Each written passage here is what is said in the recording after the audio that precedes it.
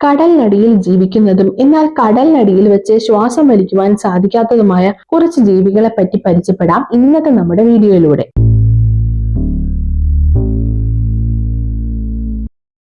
എപ്പോ നോക്കിയാലും വെള്ളത്തിൽ കാണുന്ന ഇവർക്ക് ശ്വാസം കിട്ടണമെങ്കിൽ വെള്ളത്തിന്റെ ഉപരിതലത്തിൽ വരണം. ആദ്യമായി ഡോൾഫിനുകൾ. നല്ല സ്പീഡിൽ നീന്തുവാൻ കഴിയുന്ന ഡോൾഫിനുകൾ, അതായത് ഒരു മനുഷ്യൻ ഓടുന്നതിനേക്കാൾ സ്പീഡിൽ ഡോൾഫിനുകൾ നീന്താറുണ്ട്. വിസില് പോലുള്ള ചെറു ശബ്ദങ്ങൾ ഉണ്ടാക്കിയാണ് ഡോൾഫിനുകൾ പരസ്പരം സംസാരിക്കുന്നതും. മനുഷ്യനുള്ളതുപോലെ ഡോൾഫിനുകൾക്ക് ലങ്സ് ഉണ്ട്, എന്നാൽ അവർക്ക് വെള്ളത്തിനടിയിൽ വെച്ച് ശ്വസിക്കുവാൻ കഴിയില്ല.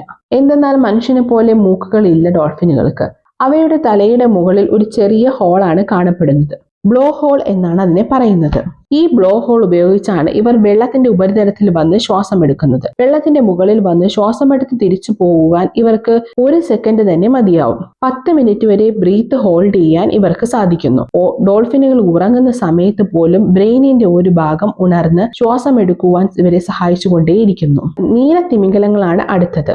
നീലത്തിമിംഗലങ്ങളും ഡോൾഫിനുകളെ പോലെ മൂക്കുപയോഗിച്ചല്ല ശ്വാസം എടുക്കുന്നത്. വെള്ളത്തിന്റെ ഉപരിതലത്തിൽ വന്ന് ഇവരും ബ്ലോ ഹോൾ വെച്ചാണ് ശ്വാസം എടുക്കുന്നത്. ഈ ബ്ലോ ഹോളിലൂടെ ധാരാളം എയർ അകത്തോട്ട് വലിച്ചെടുക്കുന്നു. കൂടുതലായി കടലിന്റെ ആഴത്തിലേക്ക് പോകാറില്ല. ശ്വാസം എടുക്കാനായി ഇവ ഇടയ്ക്കിടയ്ക്ക് വെള്ളത്തിന്റെ ഉപരിതലത്തിൽ വരാറുണ്ട്. അടുത്തതായി സീലുകൾ. സീലുകൾക്ക് നീന്തുവാൻ ആവശ്യമായി ചിറക് പോലെയുള്ള ഫ്ലിപ്പേഴ്സ് ഉണ്ട്. കരയിലെ വെള്ളത്തിലെ മൂവ്മെന്റിന് ഈ ഫ്ലിപ്പേഴ്സുകൾ ഇവരെ സഹായിക്കുന്നു. ഇവയുടെ തൊലിയിലടിയിൽ കൊഴുപ്പിന്റെ ഒരു പ്രത്യേക ലെയർ ഉണ്ട്. ഇതുവരെ തണുപ്പിൽ നിന്ന് സംരക്ഷിക്കുന്നു. സീലുകൾക്ക് കടലിനടിയിൽ 30 മിനിറ്റുകളോളം ശ്വാസം പിടിച്ചു നിൽക്കുവാൻ സാധിക്കും. നിമിഷ നേരം കൊണ്ട് തന്നെ വെള്ളത്തിനടിയിൽ നിന്നും ഉപരിതലത്തിലെത്തി ശ്വാസം എടുത്ത് തിരിച്ച് വെള്ളത്തിലേക്ക് പോകുവാൻ ഇവർക്ക് കഴിയും. സീലിന്റെ കുടുംബക്കാരായ സീലയൺ എന്ന ജീവിയും ഇതുപോലെ തന്നെ മുകളിൽ വന്ന് ശ്വാസം എടുത്ത് തിരികെ പോകുന്നു. അടുത്തതായി സീ ടർട്ടിൽസ്, കടലാമകൾ. കടലാമകൾ തങ്ങളുടെ നീളം കൂടിയ കാലുകൾ കൊണ്ട് സ്പീഡിൽ നീന്തുന്നു. ഇവ മുട്ടയിട്ട് കുഞ്ഞിനെ വിരിക്കുന്നതെല്ലാം കടൽക്കരയിലെ മൺതിട്ടകളിലാണ്. സീ ടർട്ടിലുകൾ റെപ്റ്റൈൽസ് എന്ന വിഭാഗത്തിൽപ്പെട്ടവയാണ്.